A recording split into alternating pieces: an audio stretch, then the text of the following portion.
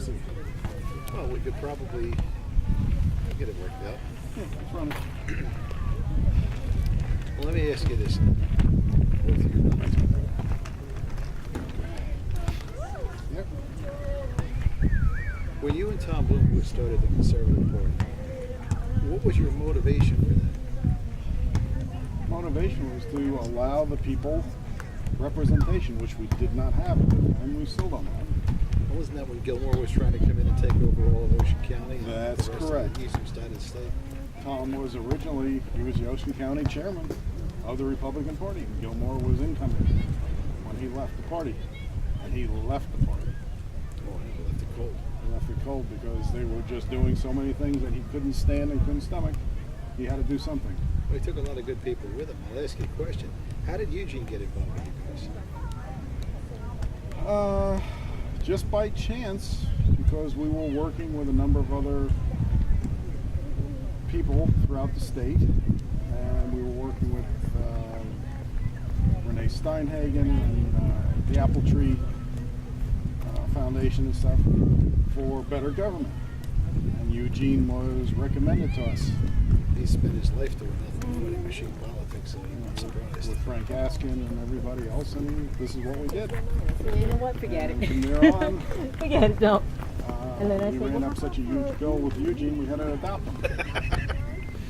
He doesn't come cheap, but the best generally never does. No. That's why he worked for Lautenberg. You ever see the letter he's got from Lautenberg? It's hilarious. No, I haven't seen it. Somebody asked Lautenberg apparently in a letter, and he replied in a letter, that, why is Eugene Lavergne his counsel? He says, because I never want to walk into a courtroom and see that son of a bitch at the other table. Exactly You know? right. That's a hell of an endorsement from a sitting senator. Exactly right. That's who he is. He's done nothing but fight against the corrupt politicians all his life. They've tried everything they can to wreck him. He's still standing. And I hate to bring this up, but he has never charged the Conservative Party or any of us on a single dime for all his services over the years. He in the race that I'm in now, he just helped with Rich Luzzy's help. They sat down and they came together and made sure that Robert Fortune, who was illegally removed from the ballot, had a fair shot at getting back on again. Well, obviously and unfortunately, our lieutenant governor has a math problem. That's been apparent for quite some time. But 4 does not equal 6. And I went in and argued before Judge Jacobson, and I don't mind saying it to you, if Robert would have kept his mouth shut, it was a done deal.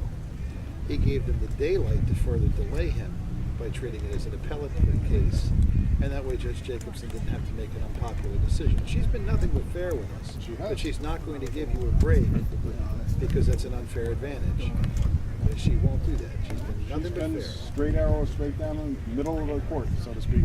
I guess the only thing I've ever seen her do that I wasn't happy about was probably when she gave Donna Kelly a pass, when you and I both watched Donna Kelly lie 5 times to her about how fast it would take to fix the voting machines. When Kelly herself, in front of Judge Jacobson, had argued less than 10 days before exactly the opposite answer. That's right. No, I wouldn't even say it was a lie. I would call it perjury. It was in court. That's true. In front of a sitting judge. It wasn't to you or me. It wasn't to her Well, I wasn't friends. aware. It wasn't to the governor, so to speak. It wasn't in a bar. I was concerned when I heard that. I heard her say it. I knew she was not telling the truth. And the judge let it slide. And now I find out, and I guess it'll have to come out eventually, that Donna Kelly was Jacobson's boss. Jacobson's clerk for Kelly. She was passed over for the judgeship because when she was up to her, she might have had the chance for promotion. Very democratic administrations under Corzine and McGreevy, and that just wasn't going to happen. So Jacobson passed her. Well, the whole thing is very strange. As you know, with the Conservative Party, we go back almost 20 years fighting these programs and these problems in the state with Title 19 and with people like Donna Kelly. Matter of fact, it was Donna Kelly in 1999. Well, apparently it was also Fleming, the guy they tried to put on this case that we're doing right now. That's right. I don't know how he forgot that he had been one of the assistants for the Attorney General in that case, and I find it astonishing that the appellate records are missing, presumed destroyed. Unfortunately for them, we had our copies. We had So that's part of the evidence in the case that's going before the court on Wednesday. And I think they're going to have a tough time explaining that. Mr. Fleming did the right thing. He recused himself. We kind of had to hold his... we asked him After to. we held his feet to the fire, I stood in front of his office with two options, and the other option wasn't very nice. And he did what he was supposed to do. We can't let them continue to cheat. They write the rules for everyone else, and then they don't obey them themselves. The Democrat and Republican people, Democrat and Republican voters, are not party to this. They're not even aware that this is happening. It is, and not even all of their leadership. It is a specific corrupt group within their leadership. And I don't mind telling you who they are. You already know. It's George Gilmore and Bill Layton and Mr. Paulson on the Republican side. The buck stops with Mr. George Norcross on the Democrat side. And they're living with this unholy detente where they've divided the state up into precisely 6 districts for the Republicans and 6 districts to the Democrats. I'll ask the question then. When only 18% of the voters are Republican, and that means that 82% of the voters are not Republican, and when only 32% of the voters are Democrat, which means 68% not Democrat. That's not even taking into account the people that registered Democrat or Republican when they were 18 and registered When they to were vote. born. When they were born. Yeah, and they've made other decisions and have voted off the line. They're not die-hard lever pullers. They're generally thinking voters, the ones that do show up. When those are the numbers, they're not in any way a majority, and yet there's 2/3 more. I don't think that's going to happen. Or sorry, a third more because the Democrats than reason there why are we were going to go Republicans, is because one and yet of it's our- split 60 or 50-50 right down the middle, and yet it's split 50-50 right down the middle. How is that? People that sit on the law, write the law, and disregard the law as they see fit because they are into themselves their own laws and regulations, which they ignore whenever it fits them. Well, the As states. far as you and I go, we step one toe over the line, they come after us. Well, the state's very carefully gerrymandered into nothing but safe districts, and if it wasn't for the fact that John Runyon came home for reasons we won't discuss, and Mr. Andrews came home for reasons we can certainly discuss, and Rush Holt came home thinking he was going to be made the president of Rutgers University, and now they're not sure how long the stick is for that little carrot. When he came out for Bonnie Watson Coleman, after how I already know that he can't stand her, that had to be a sellout. I'm very disappointed, Mr. Holt. I'll be the first to tell you. The man's done some very good things in his role, but for him to back Bonnie Watson because it's the party line is out of character. So they must have influenced him in some way beyond his own personal opinion, because he's never very thought very highly. There are a lot of arm twisters in politics. There always have been. All right, I grew up at a time when politics supposedly was rougher. All right, I stood on the feet of John Kennedy just before he was elected president. Well, you're All back right. to the Marcus Daly, Jim Howard days. I'm telling you, and what came out later was that the vice president and the Mr. President hated each other. It was beyond belief how badly Lyndon Johnson hated John Kennedy.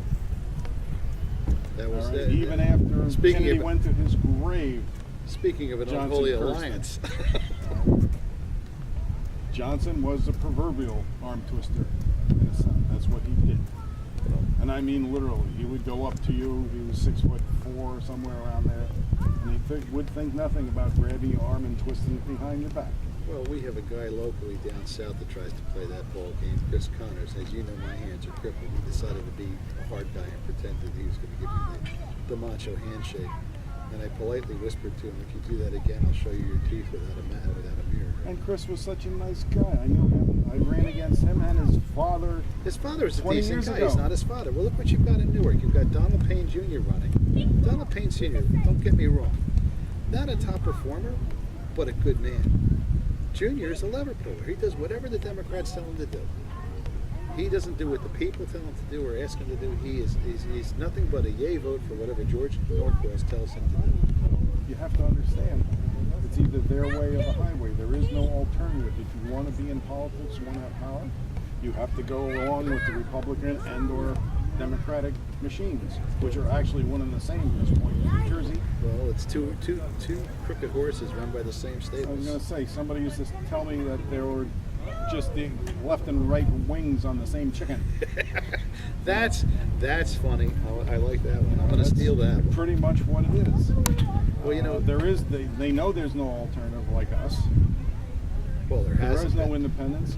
We fought for more than 10 years in the courts just for the right of New Jersey voters to be able to register as unaffiliated, independent, or for a number of different independent parties that we had up there. Green Party, the Libertarians, New Jersey Conservative. Well, And we had to fight in court for that. For I that noticed- right for the voters to be able to just to register. I noticed they very carefully put it unaffiliated because they don't want to imply that over 50% of the voters in the state are independents. That's right. And our conference yesterday shows it. I mean, there's 13 people on the ballot for federal office in this state, 1 for Senate, 12 for congressional seats. 26 total between the Democrats and Republicans. We had more than that in our room yesterday. And that's with some of the folks that just couldn't make it because of the weather and because of the timing. Timing, yeah. These guys are selected months, if not years in advance. They take safe seats, inherited seats, legacy seats. Who inherits a role here? We don't have titles here. The two biggest questions I got yesterday out of all these people was, number one, why are there only 2 parties in the state of New Jersey? I said, there's not. There's a number of them. You just don't know them because the state doesn't allow you to know them. You're Number taught in 2, civics that there's 2. It's a you're lie. taught. There's like a All person that right? wants to They sell also lies, wanted to know like- why New Jersey is And then my broke. birthday jacket. With Well, all the that's- money we have in this state and all the millionaires and billionaires that live in this area, why New Jersey is broke. Now you came up. Glenn, I can show you. came I up can- with paper. Did you see just this article? today. I didn't see the article you were showing it to me. Here. New Jersey Business Law Journal. Page 1. Newcomer cracks top 5 in bond counsel ratings. People don't understand this. Bond counsels in New Jersey receive a 10% fee or more by statute. So when we put out a $20 million bond, Lacey put out a $19.8 million bond for solar panels. For $800,000 worth of solar panels. Where'd the other $18 million come from? I'm getting there. There's over $11 million to the architect, which even the comptroller of the state of New Jersey said they had grossly overpaid. They have a letter from the comptroller of New Jersey telling that they overpaid their architect's fees. They bonded for, let's put it this way, the bond fee that went to none other than the Republican Party boss's firm, the bond fee for that job is more than twice the cost of the actual panels. Just the bond fee. Just the bond fee. They took on $8 million in additional debt so they could lower the overall school budget with a one-time infusion of cash and claim to have lowered the budget. What a lie. Now they're paying over 4.5% debt service on this, and they're only collecting about 1.5% where the money's sitting supposedly idle. In fact, the money's still there. You got to question every one of these statements when you look at the data that they provide you, because I'm going to tell you, we looked at the electric bill and there's no indication that those panels are being net metered. And since their statement on the recall approach, excuse me, specifically said there's no power purchase agreement on those panels, then it has to be net metering, or they're not connected.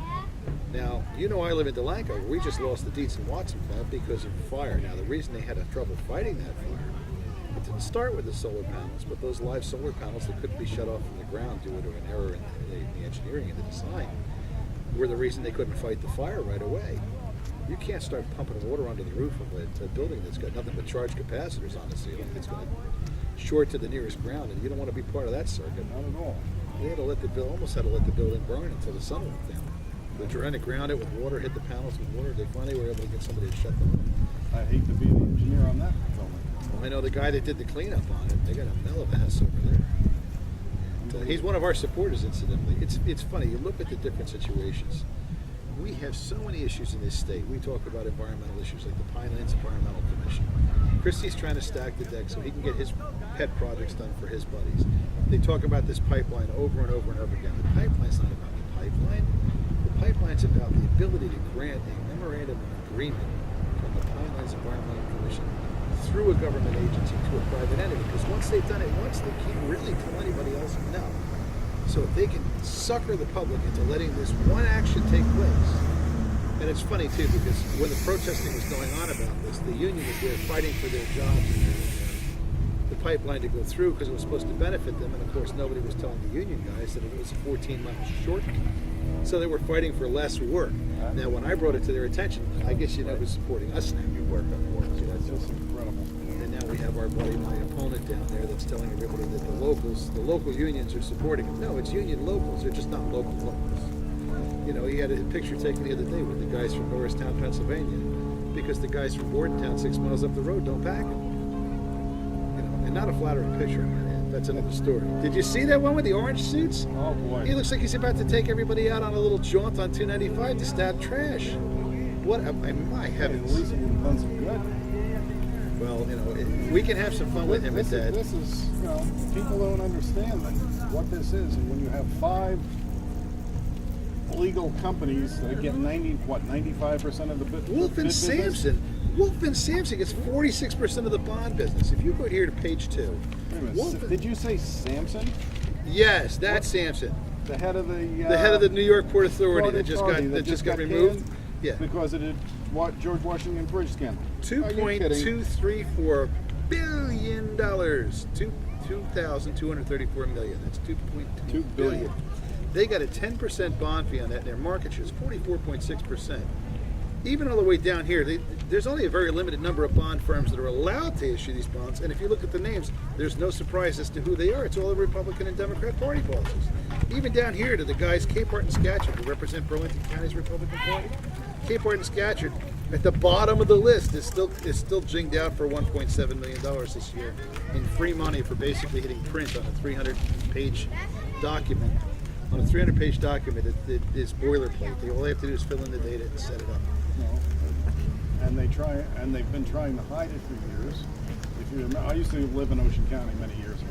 That's how I got involved with the Conservative Party. Tom Blomquist was from Brick. I was from Manchester Township. But it used to be the law firm of You go on vacation. Holzapfel, Just like I go on Gilman. vacation to go see. Oh, you mean Senator Just like I go on His vacation. Senator father. Helmut. His father. Senator Holzapfel, Senator Gilmore, who's the head of the Republican Party in Ocean County, and who is our Not one of my favorite your people, buddies- but I'm not one of his either, so there you go. Who's our senator buddies? Connors. Oh, yeah. That was the name of the corporation. Connors is with They the have Dasty. They have changed the names and taken their names off. They're still there. Connors is employed by the Dasty law firm that represents school boards and townships down there, and he's on their letterhead, but not up top. They don't want you to know he's doing that and representing them in the state of New Jersey. So they're getting. I trust him as far as I could throw a hot stove. We're paying these people salaries as senators and assemblymen and so forth. We're paying their law firms to represent 580 some townships and towns throughout the state, which they bill every month, and then they're getting the additional bond fees money and bond fees. for the bond fees. You should see. It was funny. There's an effort in Lacey Township to recall 3 of the. Well, we're going to say 2, but it's going to be 3 of the crooked board members down there that were involved in that whole solar panel scam. And the county has actively fought them going forward, even lying to them about the statute, telling them they only have 13 days to get the signatures done. The statute clearly says 160. We're stepping in. We're going to help them direct that activity. That's going to be released shortly so that we can collect signatures 151 feet from all the polling places on election day. It's not an insurmountable task, but nobody's ever tried to do it because when they go to the county offices, they're told, oh, well, you know what? You're using the wrong font on this paper. You have to take it back. We'll see you.